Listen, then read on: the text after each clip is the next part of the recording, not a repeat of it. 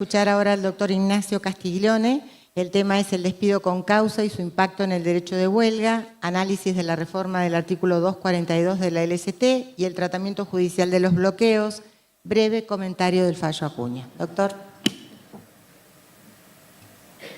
¿Qué tal? Buen día a todos. ¿Se escucha? ¿No? ¿Ahora? Ahora, sí. Estamos todos dormidos. Me comentaron que parte del Congreso es salir también los días previos y tengo buena fuente que estuvieron hasta tarde anoche, así que bueno, espero poder despertarlos un poco con este tema que va a generar algo de polémica. Ante todo, un placer estar de nuevo acá en el Congreso, agradecerle a Julio Grisolí, a Marianela López y bueno, y a todo el staff que organiza este Congreso Federal. Como santiagueño siempre me enorgullece que podamos visitar las distintas provincias y que acercarnos también a los colegas del interior del país que hacen un trabajo muy bueno en el aporte para el derecho laboral. Y además un desafío también hablar con grandes maestros que tuve en el derecho laboral, Julio, que nos acompañó siempre en la carrera de grado, posgrado, el doctor de Diego, y particularmente mi maestro, amigo y socio José Luis Zapata, que hoy también nos acompaña y van a tener el placer de escuchar. El tema del cual voy a hablar va a generar controversia porque voy a hablar de la reforma del artículo 242 de la Ley de Contratos de Trabajo que regula el despido con causa.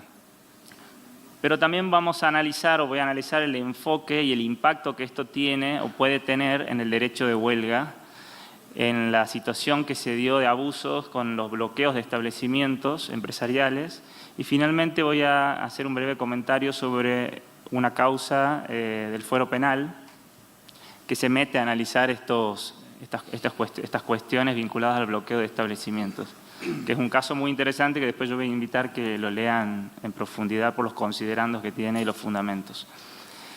En primer lugar, explicar que la reforma introducida por la Ley Bases fue una reforma integral del derecho argentino y que incluyó 2 títulos específicos para la materia laboral.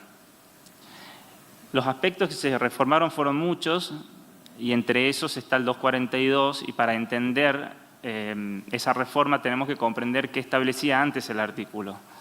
El artículo 242 anterior, en la versión antigua, lo que contemplaba era la posibilidad de despedir con justa causa, con causales abiertas y subjetivas, es decir, no establecía taxativamente conductas que eran reprochables y por lo tanto habilitaba el despido con justa causa en casos en que el incumplimiento tenga tal gravedad que torne imposible la prosecución del vínculo laboral. Es decir, cuando se supera una línea, una raya, cuando se agota la confianza entre las partes del contrato que impiden que sigan vinculados mutuamente en esa relación laboral.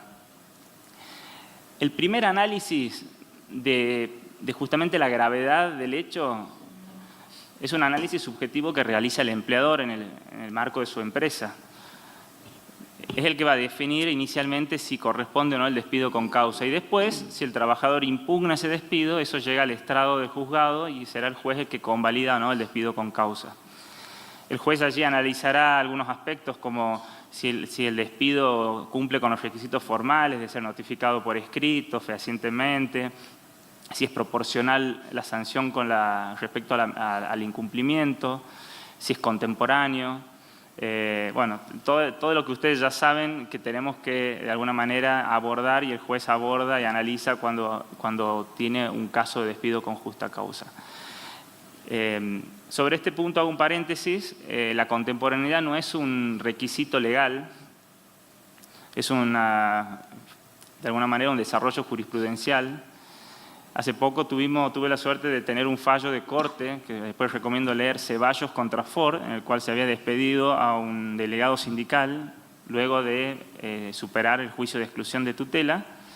Cuestión que lo llamativo de ese caso fue que el trabajador, el delegado despedido, inició otra causa, esto fue en provincia, inició otra causa en capital, alegando que no generaba cosa juzgada el juicio de exclusión de tutela y manifestando o reclamando que se analice la proporcionalidad o no de la medida.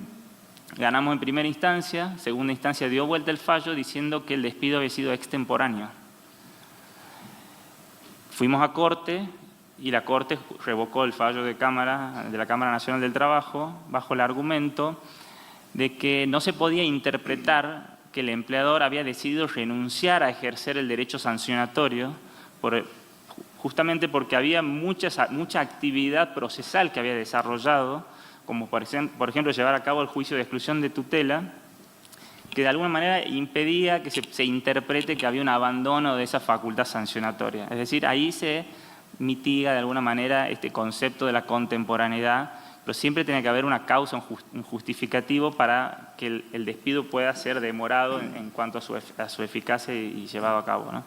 Pero sin desviarme del tema, lo novedoso justamente del 242 y en contraposición a lo que establecía en su anterior versión, se incorporan causales objetivas del despido con causa.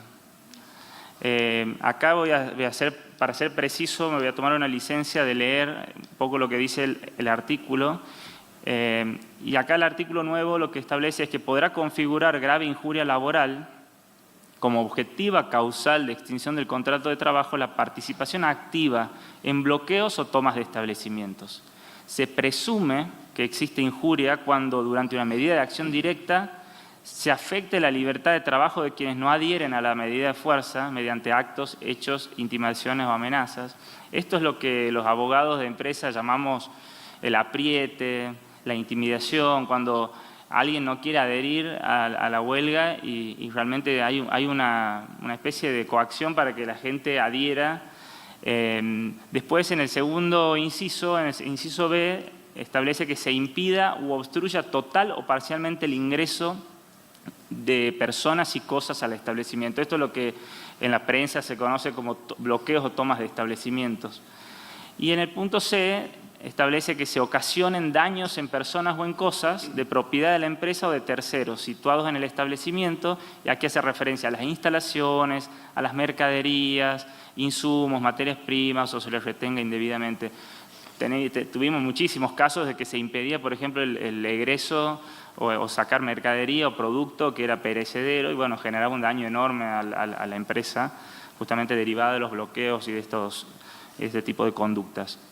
En el marco del debate parlamentario de la Ley Bases, este artículo tuvo realmente un debate muy acalorado y se terminó incorporando, entiendo que es la información que manejo por pedido del sector sindical, el último párrafo que dice: previo al distracto, el empleador deberá intimar al trabajador al cese de la conducta injuriosa, excepto en el supuesto de daños a las personas o a las cosas previsto en el inciso C, donde obviamente la producción del daño ya torna inoficiosa esa intimación.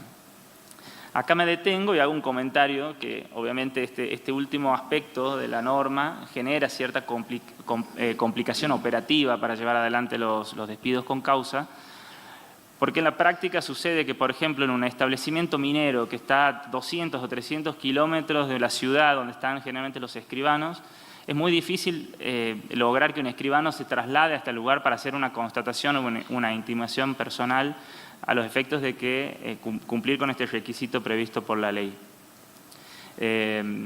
Ahí los abogados de empresa tuvimos que ser creativos para buscarle alguna alternativa de cómo llegar a esta intimación, pero además advertimos que acá creemos que faltó algún tipo de reglamentación, porque la norma no establece, por ejemplo, por cuánto tiempo hay que intimar, de qué modo hay que intimar. O sea, creemos que ahí hay una falencia de la norma y también hay una crítica de la técnica legislativa, porque si ustedes pueden ver ahí en el slide, en el primer párrafo dice podrá configurar grave injuria y después en el párrafo siguiente dice se presume. Ahí hay una inconsistencia.